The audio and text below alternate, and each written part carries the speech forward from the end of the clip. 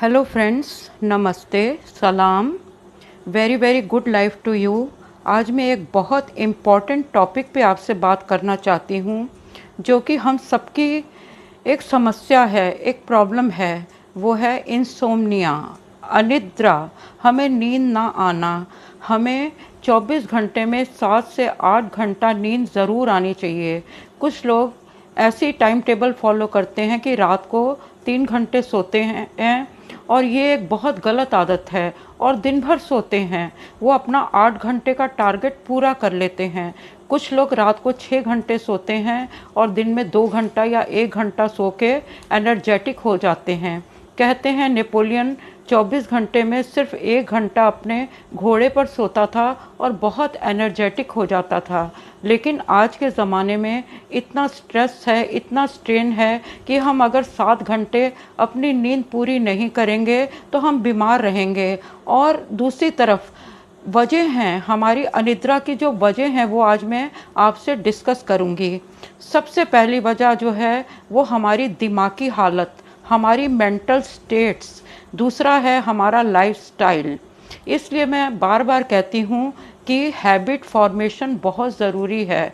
अपनी हर time table बनाइए और उस टाइम टेबल से आधा घंटा 1 घंटा इधर उधर हो सकता है, लेकिन रोज़ आप अपनी आदतों को ख़राब करने की कोशिश ना करें, क्योंकि हमें ही भुगतना पड़ता है इस तकलीफ़ को। दूसरा है डिप्रेशन, एंजाइटी, स्ट्रेस, एंगर।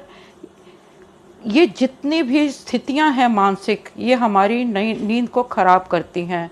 हमारा ग्रीफ, हमारा दुख, जो भी हमारे साइकोलॉजिकल लेवल को ख़राब करता है, हमारी इमोशनल लेवल को ख़राब करता है, वो हमारे मेंटल लेवल को भी ख़राब करता है।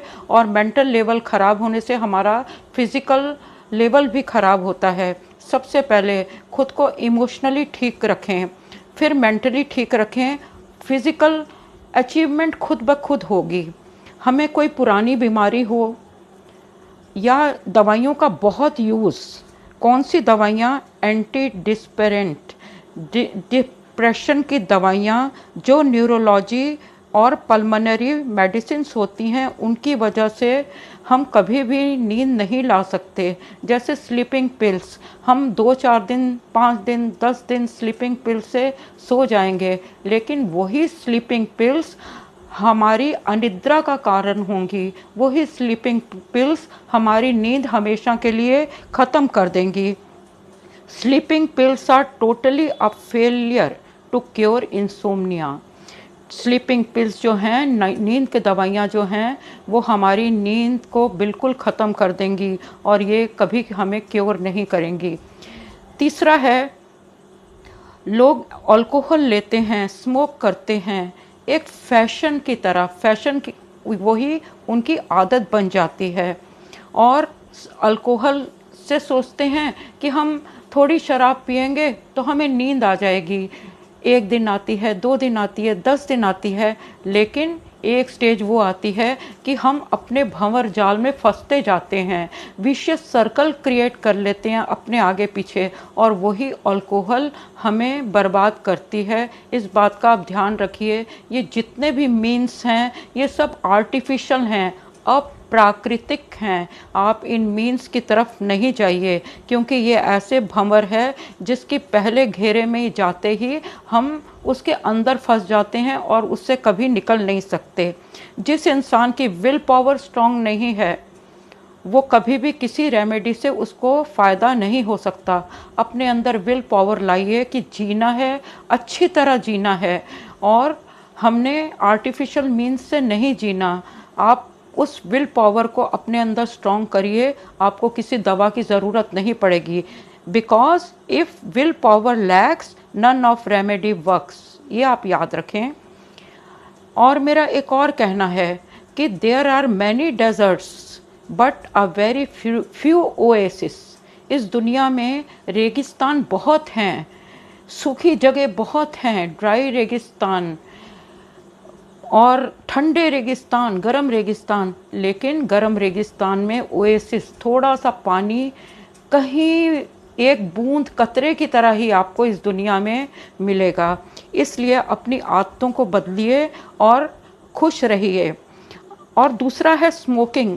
हम सोचते हैं स्मोकिंग से हमें नींद आएगी, ये बिल्कुल गलत है। स्मोकिंग से हमारा दिमाग शांत हो जाएगा, ये बिल्कुल गलत सोच है। वो हमारे दिमाग को उत्तेजित करती है, हमारे दिमाग को इतना एक्स्ट्रा हाइपर करती है कि एक स्टेज आती है वो स्मोकिंग हमारे यूरिनरी ट्रैक पे इफ़ेक्ट करती है। हमारे अंदर का वो धुआं पानी सुखाता है, हमारे लंग्स का पानी सुखाता है, खांसी होती है, अस्थमा होता है, और वो खांसी और अस्थमा हमें सोने नहीं देता।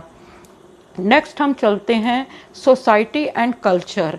सोसाइटी एंड कल्चर, जिन क्लब्स में बैठ के हम खुद को मॉडर्न कहते हैं, वहाँ पे अगर 10 इंसान अल्कोहल ड्रिंक कर रहे हैं, वाइन पी रहे हैं, तो हम लोग सोचते हैं शायद हम पिछड़े हुए लोग हैं, शायद हम कल्चर्ड नहीं हैं, हमें भी वो पीना है। लेकिन नहीं, अपने उसूलों को आप अपने लिए पक्का रखिए। आप नहीं पिएंगे, 2 बार आपका लोग मजाक उड़ाएंगे, 4 बार मजाक उड़ाएंगे, लेकिन कितना मजाक कोई उड़ा सकता है। अपने वर्चुअस हैबिट्स को किसी के लिए भी अपने आप को सेक्रीफाइस ना करें, अपने वर्चुअस को कभी भी दूसरे के लिए सेक्रीफाइस ना करें।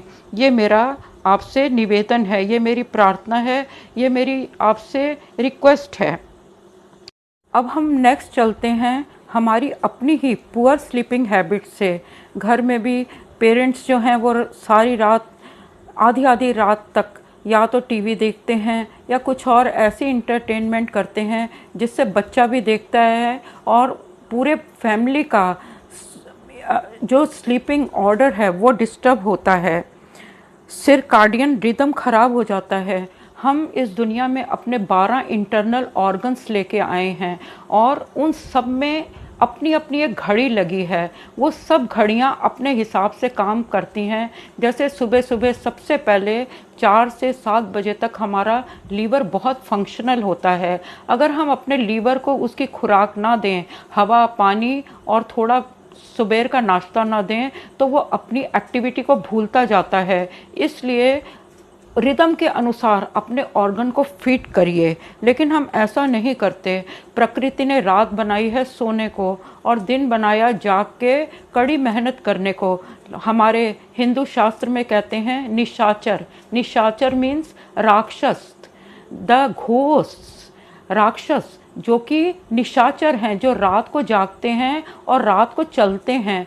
क्या इंसान निशाचर हो गया जो रात को सोने के बजाय रात को चलता है, लेट नाइट मूवीज़ देखता है और दिन में सोता है? हमने अपनी प्रकृति को, अपनी घड़ी को बिल्कुल उल्टा कर दिया है, जिससे हम खुद ही परेशान हो रहे हैं।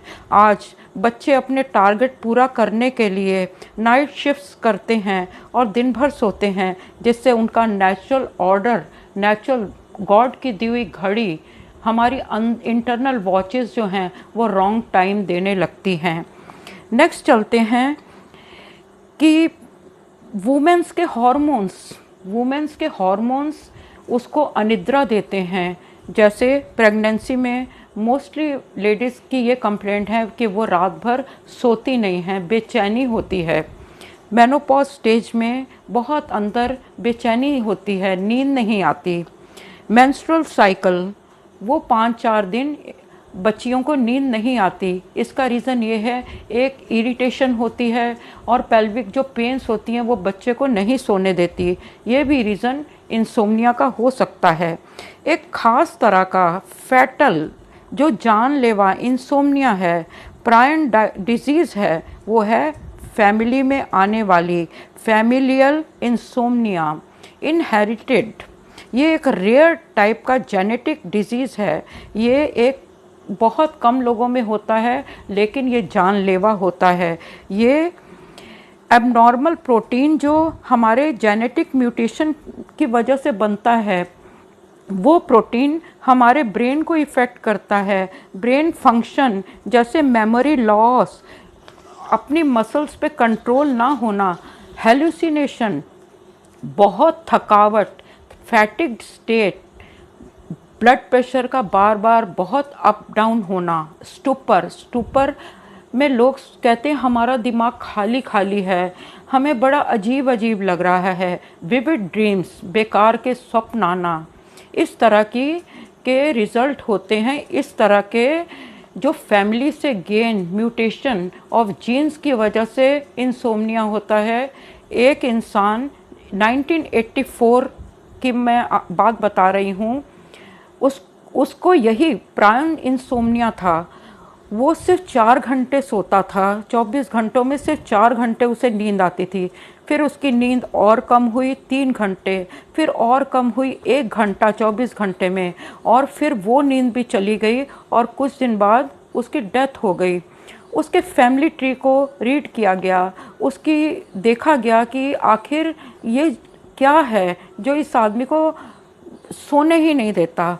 तो मालूम चला कि उसकी 2 बहनें इसी डिजीज़ से मरी थी, उन्हें भी बिल्कुल नींद नहीं आती थी और इसी तरह वो मर गई। और उसके कितने ही फैमिली ट्री में रिलेटिव्स वो भी इसी डिसऑर्डर से मरे। ये और नेक्स्ट चलते हैं reason.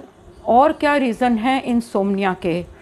Neuro cognitive disorder, seizures, ये बहुत बड़ा फैक्टर है। नेक्स्ट चलते हैं नौवें रीज़न पे, वो है एज फैक्टर। ये तो नेचुरल है, जैसे जैसे इंसान की उम्र बढ़ती है बच्चे खूब सोते हैं क्योंकि उन्हें फ़िक्र नहीं है। फिर बच्चे स्कूल जाते हैं, उन्हें कुछ फ़िक्र होती है, उनकी नींद कुछ कम होती है। एग्ज़ाम की तैयारी करनी है, नींद कम होती है। कॉलेज की तैयारी करनी है, नींद कम होती है। जिन्होंने रेगुलरली एक फ़िक्स टाइम से घर से सुबह जल्दी निकलना है अपने काम काज के लिए, रोटी कमाने, और रात को 9 साढ़े 9 बजे आना है, फिर खाना खाना है, और उनको भी इंसोम्निया होता है क्योंकि उनका रात का खाना बहुत लेट हो जाता है। रात का खाना बहुत लेट मत खाएं, इससे हमारा सिस्टम ख़राब होता है। कोशिश करें कि 8 बजे तक आप डिनर कर लें।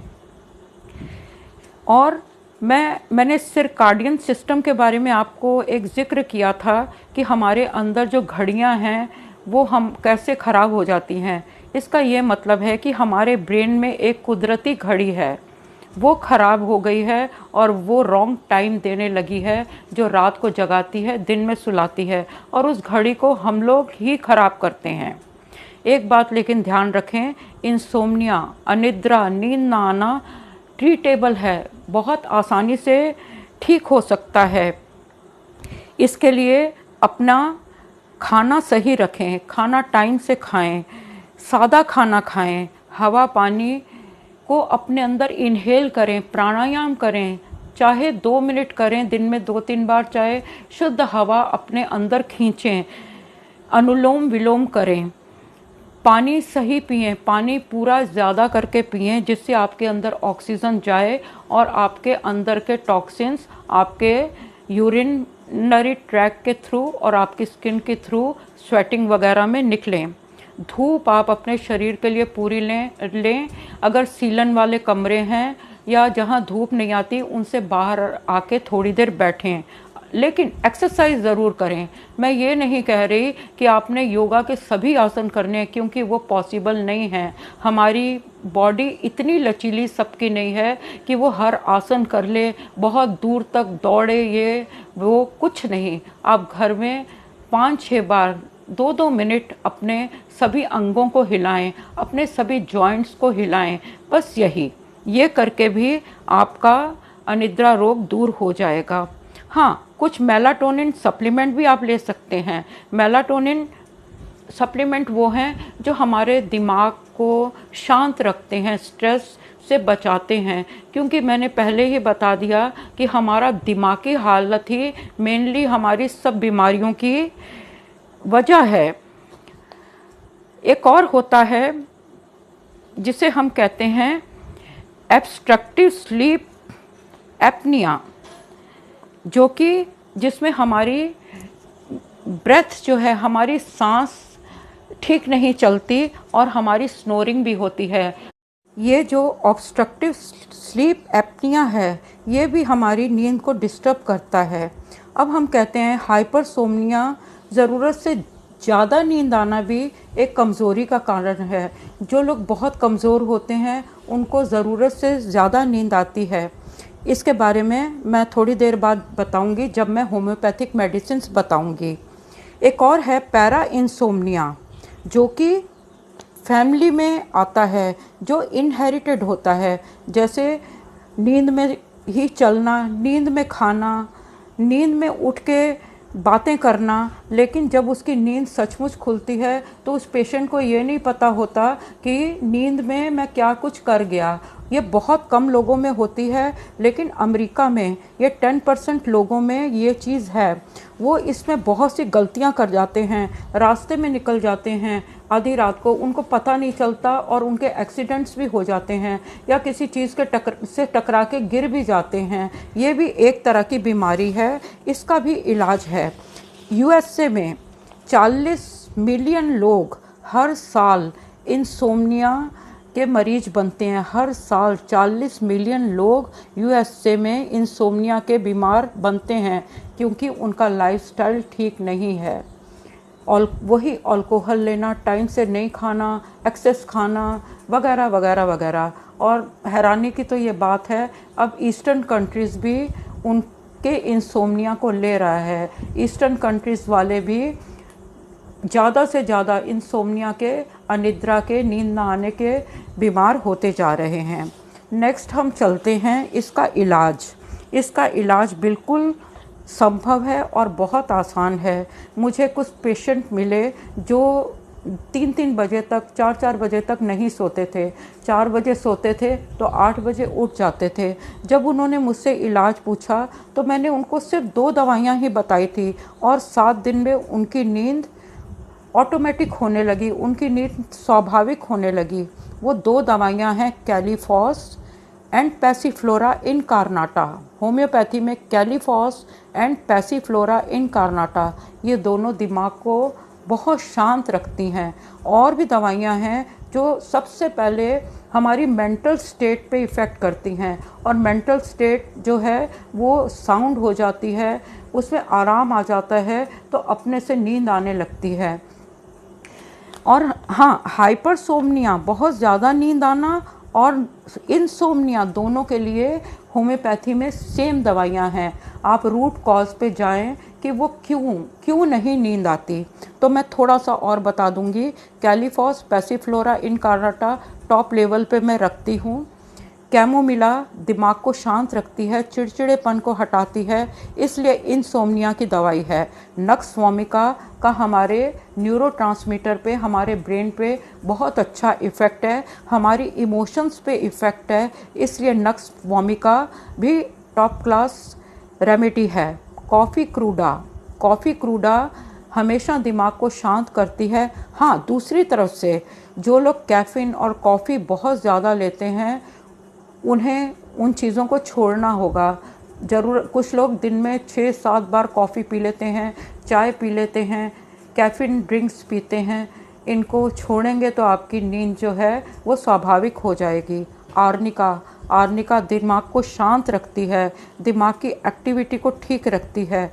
आर्निका भी टॉप पे अपना स्थान रखती है। सिलेशिया उन लोगों की अनिद्रा को ठीक करती है, उन लोगों के इंसोम्निया को ठीक करती है जो दिमागी काम बहुत ज़्यादा करते हैं, जैसे वकील, स्कूल टीचर्स, कॉलेज टीचर्स, इस तरह के डॉक्टर, मेडिसिन प्रोफेशन में जो लोग हैं वो मेनली मेंटल वर्क करते हैं, और ये मेंटल वर्क के अगेंस्ट होने वाली बीमारियों को ठीक करती है। याद रखें, सिलेशिया। नेक्स्ट हम जाते हैं हियोसेमस। जो लोग हर वक्त दुखी रहते हैं, उनको नींद नहीं आती, और उनके लिए हियोसेमस जो है वो एक एक्यूरेट मेडिसिन है। नेक्स्ट चलते हैं इग्नेशिया। घर में कोई तकलीफ़ आ गई, मृत्यु हो गई, मौत हो गई, उसकी वजह से जो ग्रीफ है, कुछ लोग मौत को आसानी से नहीं लिया जा सकता। अगर वो मौत जवानी की हो या एक्सीडेंटल हो तो लोग उसको कई साल तक अपने दिमाग में रखते हैं, और उसकी वजह से वो सारी उम्र सोते नहीं हैं। वो खुद को तकलीफ़ देना चाहते हैं कि हमारे घर से ऐसा हुआ है, वो डेथ को कभी नॉर्मल ले नहीं सकते। उन्हें आप इग्नेशिया दें, इग्नेशिया से उनके विचार भी बदलेंगे, उनको थोड़ा लगेगा कि नहीं ये तो नॉर्मल है, और वो ठीक सोना शुरू कर देंगे। नेक्स्ट हम चलते हैं आर्सेनिक पे। आर्सेनिक के मरीज इसलिए नहीं सोते, उन्हें लगता है हम सो जाएंगे तो चोर आ जाएंगे, डाकू आ जाएंगे, चोरी कर लेंगे, इस तरह के पे, और वो सारी रात रेस्टलेस रहते हैं। ज़रा सा भी कोई पत्ता भी हिल जाता है, उसकी छाया, उसकी परछाई भी दिख जाती है, तो वो कहते हैं शायद कोई भूत है, शायद कोई चोर है। ऐसे पेशेंट की अनिद्रा के लिए, इंसोम्निया के लिए आर्सेनिकम एल्बम दें। पापावर सोमनीफेरा, ये भी दिमाग को ताकत देती है और नींद स्वाभाविक कर देती है। लैकेसिस के मरीजों को रेप्टाइल्स के सपने आते हैं, कीड़ों के सपने आते हैं, वो सुबह उठते ही बेचैन हो जाते हैं। इस तरह के पेशेंट के लिए लैकेसिस है। वैलेरियाना भी दिमाग को शांत रखती है, ताकत देती है, दिमाग को गुस्से से दूर रखती है, फिक्र से दूर रखती है। नेक्स्ट चलते हैं कोकुलस भी ब्लड प्रेशर हाई हो, लो हो तो भी नींद खराब होती है, चक्कर आते हैं, नींद में चक्कर आते हैं और इंसान सो नहीं सकता, तो कोकुलस को याद रखें। नेक्स्ट हम चलते हैं ग्रेफाइटिस पे। ग्रेफाइटिस बहुत अच्छी दवाई है नींद लाने के लिए। नेक्स्ट स्ट्रिक्निन बहुत अच्छी दवाई है। जितनी भी दवाइयाँ मैं मेंशन कर रही हूँ वो हमारे न्यूरोट्रांसमीटर पे इफ़ेक्ट करती हैं, और न्यूरोट्रांसमीटर जो हैं वो बैलेंस्ड होते हैं, तो हमारा पूरी एक्टिविटीज़ ठीक रहती हैं। एम्ब्राग्रीसिया, मोस्टली मैंने कहा एज फैक्टर की वजह से बूढ़े लोगों की, ओल्ड पीपल की नींद खराब होती जाती है। आप उनकी ताकत के लिए, उनको जिस्मानी ताकत और दिमागी ताकत मिलती है एम्ब्राग्रीसिया से, जिससे कि उनको नींद आनी शुरू हो जाती है। डेफने इंडिका बहुत अच्छी दवाई है इंसोम्निया से लड़ने के लिए। सिमेक्स है, साइक्लामेन है, बेलाडोना है, सिप्रीपेडियम है, लाइकोपोडियम है। हाँ, जिंकम को मत भूलें, स्ट्रेफिसेग्रिया को भी ना भूलें। मैंने आपको इतनी लंबी लिस्ट दे दी, अगर फिर भी आपका कोई क्वेश्चन होगा आप ज़रूर पूछें, मैं उसको क्लियर करने की कोशिश करूँगी। मैं रूट कॉज पे जाती हूँ कि आखिर दूसरे को नींद क्यों नहीं आती, उस हिसाब से मैं मेडिसिन प्रेस्क्राइब करती हूँ। Thank you for listening.